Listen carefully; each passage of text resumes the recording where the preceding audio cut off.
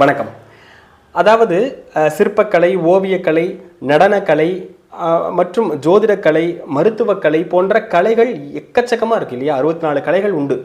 அந்த மாதிரி இந்த கலைகளில் யார் சிறந்து விளங்குவாங்க ஜாதக ரீதியா அப்படின்றத, ஏன்னா சில பேர் ஆம்பிஷனாக வச்சுருப்பாங்க, சில பேர் ஒரு ஹாபியாக கூட அதை சூஸ் பண்ணியிருப்பாங்க. பட் விளையாட்டாக ஆரம்பித்தது கூட தேசிய விருது வாங்குற அளவுக்கு சில பேருக்கு கொண்டு வந்துடும். சமீபத்தில் சிலை சிற்பிகளுக்கு நம்ம பாரத அமைப்புகள் விருதுகள் தராங்க.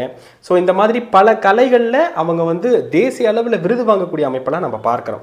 அதுக்கு அவங்களுடைய ஜாதகம் கண்டிப்பாக சப்போர்ட் பண்ணும். சரி, ஒரு ஜாதகத்தில் எவர் ஒருவருக்கு சுக்கிரன் புதன் பலமாக இருக்கிறதோ கலைகளில் ரொம்ப வெல்வெஸ்ட்டாக வருவாங்க.